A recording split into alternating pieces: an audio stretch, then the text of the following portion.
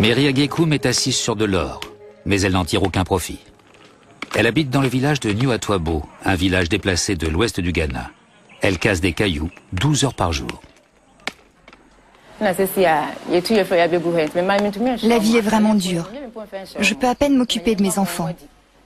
Je n'ai pas de quoi les nourrir, encore moins de quoi les habiller. Hier, je n'avais pas assez pour leur acheter à manger en partant au travail. Ils sont restés le ventre vide jusqu'à mon retour, le soir. Ça me rend triste. Élève modèle, c'est ainsi que la Banque mondiale considérait le Ghana. Mais après 20 ans de libéralisme économique, le modèle ne semble pas avoir répondu aux attentes de la population. La famille de Mary vivait relativement bien. Elle possédait une ferme, jusqu'à l'arrivée d'une compagnie minière. Un jour, des Blancs sont venus, soi-disant pour compter tous les habitants du village. Au début, nous n'avons pas compris. Plus tard, on nous a expliqué que le gouvernement leur avait donné la terre et que nous devions partir.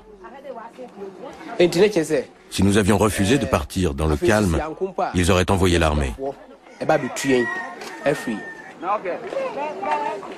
Ce cas n'est pas isolé. Les 2/3 de la terre de cette région ont été vendus à des multinationales. Les indemnités d'expropriation ont été dérisoires. Les bonnes semaines, Mary et ses enfants gagnent l'équivalent de 3 €. Cette même politique qui a conduit à l'expropriation des terres a rendu l'éducation et la santé inabordables. Et aujourd'hui, l'eau est aussi devenue payante.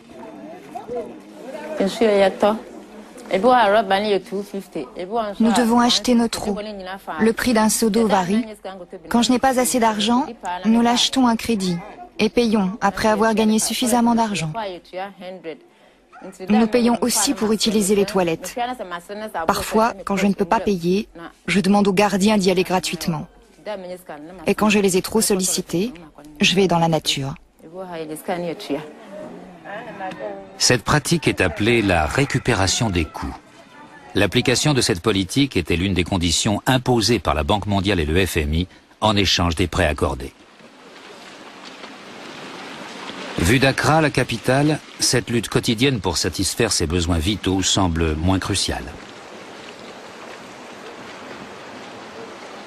Vous voyagez souvent dans le pays? Raisonnablement. Vous parlez aux gens ordinaires, ceux qui ne sont ni ministres ni conseillers économiques? Très souvent. Vous allez dans les villages? Vous parlez avec ceux qui doivent payer pour l'eau, pour les toilettes, qui n'ont pas été indemnisés suite à leur expropriation? Vous essayez de me mettre en colère? Je ne me mettrai pas en colère. Je resterai calme parce que vous me provoquez et vous insinuez... Non, j'essaie simplement... Vous insinuez que je passe mon temps dans une tour d'ivoire et que j'ignore tout de la réalité du pays. C'est faux. Je ne connais pas de villages qui doivent payer. Et si c'est vrai, qui fait payer les gens pour aller aux toilettes? J'ignore de quoi vous me parlez. En revanche... Le village de New Atwabo. Ok, et qui fait payer qui? Les pauvres doivent payer pour tous les produits de base. Beaucoup de Ghanéens n'ont jamais eu accès à l'eau potable. La gestion de la compagnie publique de l'eau a été désastreuse, mais là n'est pas la question. Azara Issa n'a pas l'argent pour acheter de l'eau potable. Selon les plans du FMI et de la Banque mondiale, c'est aux populations de financer leur approvisionnement en eau, avant privatisation de la compagnie nationale. Et pour séduire les investisseurs étrangers, le prix de l'eau a doublé.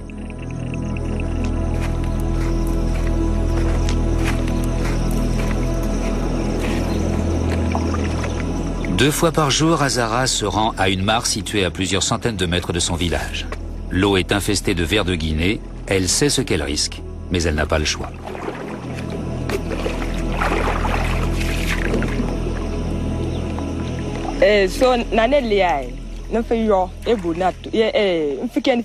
Notre manque d'argent explique pourquoi nous utilisons cette eau.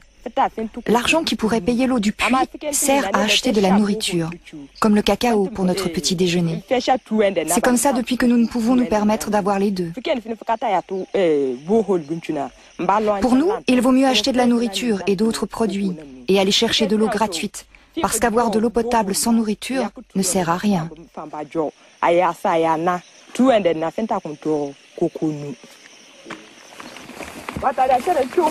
Récupération des coûts ou participation aux frais ou cash and carry, Plusieurs expressions servent à désigner cette politique qui fait payer les produits de première nécessité. Ce modèle a été mis en place dans tous les pays en voie de développement.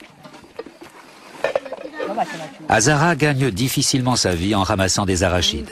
Avec ses faibles revenus, elle est obligée de choisir entre boire de l'eau potable ou manger.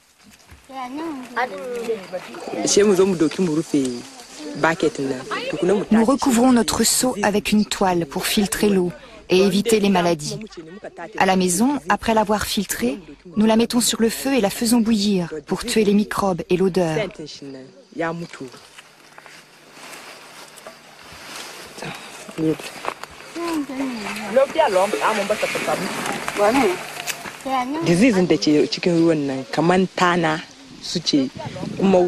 Les maladies contenues dans l'eau viennent des tiques. D'autres organismes se fixent aussi au corps de l'homme et boivent son sang.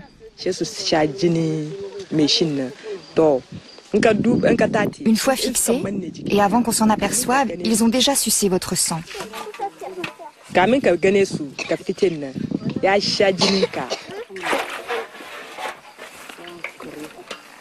Si elle le pouvait, elle utiliserait de l'eau potable. Ce n'est pas une question d'ignorance, mais de moyens.